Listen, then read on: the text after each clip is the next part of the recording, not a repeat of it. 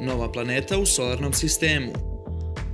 U septembru 2015. godine grupa međunarodnih naučnika je otkrila novu patuljastu planetu koja kruži na ivici našeg solarnog sistema. Naučnici su joj dali ime RR-245 i 2 puta je udaljenija od udaljenosti Neptuna i Sunca. Ovoj planeti treba 120 puta više vremena za jednu revoluciju oko Sunca nego Zemlji. Još uvek se ne zna kolike je tačna veličine i kojeg je hemijskog sastava. Medicinske nanomašine.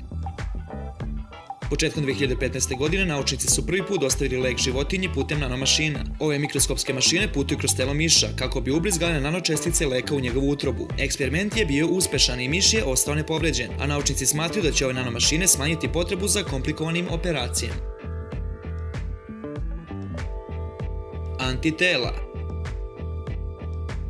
U februaru 2015. godine naučnici su sintetizovali proteinsko antitelo, koje je sposobno da podržava imunni sistem majmuna protiv HIV-a. Uprkos velikim dozama virusa koji su ubrizgali u njih, 4 majmuna su uspeli da se odupru katastrofalnim efektima HIV-a. Zahvaljujući ovom medicinskom otkriću, efikasnost antitela u borbi protiv HIV-a je dokazana kao uspešna i ubrzo će početi eksperimenti na ljudima. Staklena memorija. Naučnici na Londonskom univerzitetu Southampton su nedavno osmislili način za skladištenje 360 terabajta podataka, a podaci mogu da opstanu više od 13 milijardi godina. Uređaj na kojem se skladišti je napravljen od sintetičkog nanostakla, koje je veličine prosečne kovanice. Ovaj metod se naziva petodimenzionalno skladištenje podataka i može da razazna bilo koju informaciju koja je ubačena, tako da recite doviđenja fleševima.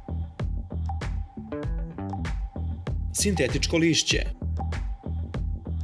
U januaru 2015. godine studenti na jednom koledžu u Londonu su napravili prvi veštački list. List je napravljen od proteina svile i funkcioniše isto kao i običan list. Inženjeri ovog projekta pripajaju chloroplast pravog lišća kako bi ostvarili efekat fotosinteze na veštačkom listu. Iako je tehnologija još uvek u začeću, ovo veštačko lišće će jednog dana moći stvarati kiseonik za astronaute u svemiru. Voda na Marsu. NASA-ini naučnici su uz pomoć MRO sonde konačno otkrili tekuću vodu na Marsu. Tačnije, otkrivene su, kako to oni nazivaju, ponavljajuće vode na padinama crvene planete. Oni smatruju da ovi tragovi na padinama mogu biti prouzrokovani samo plimom i osekom neke tečnosti, iz čega naučnici izvode zaključak o postojanju vode na Marsu. Bionička sočiva. Iako je još uvek u fazi testiranja, ova tehnologija će u budućnosti unaprediti način na koji ljudi gledaju na svet oko sebe. Nova bionička kontaktna sočiva će omogućiti ljudima da vide mnogo bolje nego do sada. Dobrovoljci koji su već probali ova sočiva su izjavili da sa njima vide bolje nego ikada i da mogu da razaznaju potpuno novi spektrum boja koji je nepoznat golom oku. Druga zemlja.